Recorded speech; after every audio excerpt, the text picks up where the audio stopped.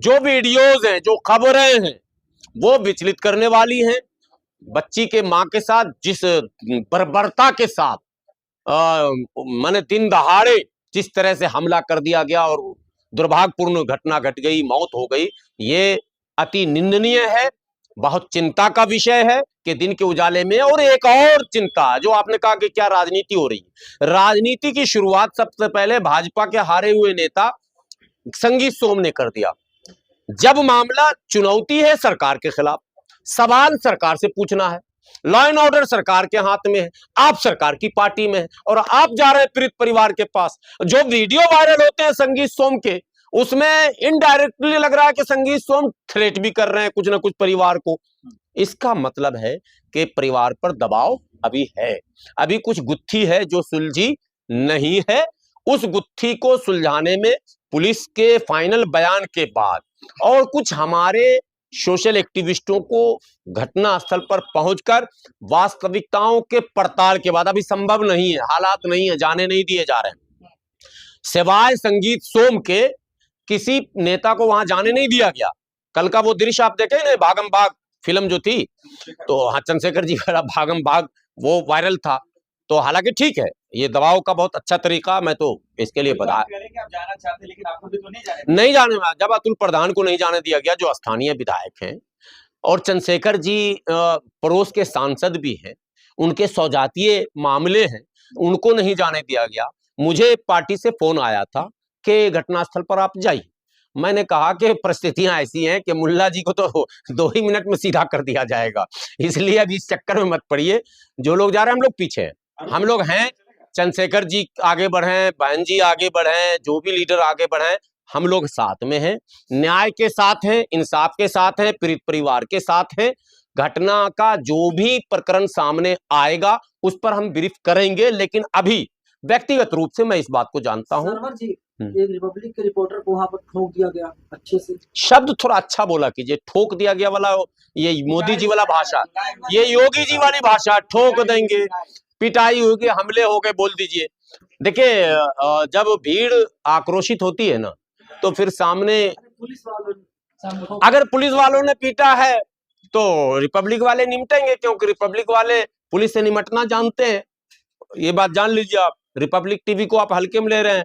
बाबा भी रिपब्लिक के खिलाफ नहीं बोलते हैं, तो पुलिस वाले कैसे हिम्मत हो गई?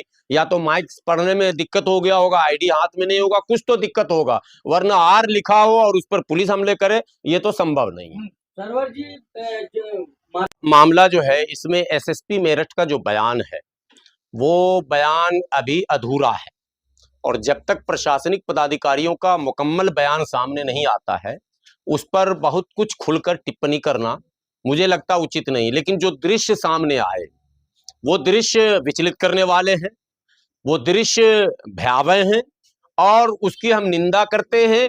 और हम योगी जी से ये कहना चाहते हैं कि आप तो कह रहे हैं कि यहाँ कोई माने गुंडा और माफिया है ही नहीं, हमारा राज्य जीरो टॉलरेंस पर आगे बढ़ रहा है, तो फिर मेरठ में दिन दहाड़े इतनी बड़ी घटना घट जाती है। मैं कह रहा हूं, अभी तक जब तक अधिकृत बयान नहीं आएगा, मैं कोई टिप्पणी नहीं करूंगा। मेरठ के एसएसपी का मैंने जो बयान सुना, वो बयान अभी अधूरा है और उसमें उन्होंने ये बातें कही कि आफ्टर इन्वेस्टिगेशन मैं क्लियर करूंगा। अभी रुड़की से लड़के और लड़की को गिरफ्तार किया गया, गिरफ्तार करके लाया गया।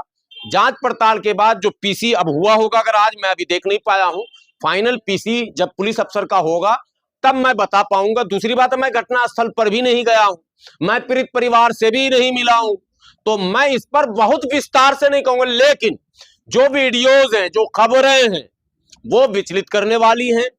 बच्ची के मां के साथ जिस बर्बरता के साथ माने दिन दहाड़े जिस तरह से हमला कर दिया गया और दुर्भाग्यपूर्ण घटना घट गई, मौत हो गई, ये अति निंदनीय है। बहुत चिंता का विषय है कि दिन के उजाले में। और एक और चिंता, जो आपने कहा कि क्या राजनीति हो रही है, राजनीति की शुरुआत सबसे पहले भाजपा के हारे हुए नेता संगीत सोम ने कर दिया।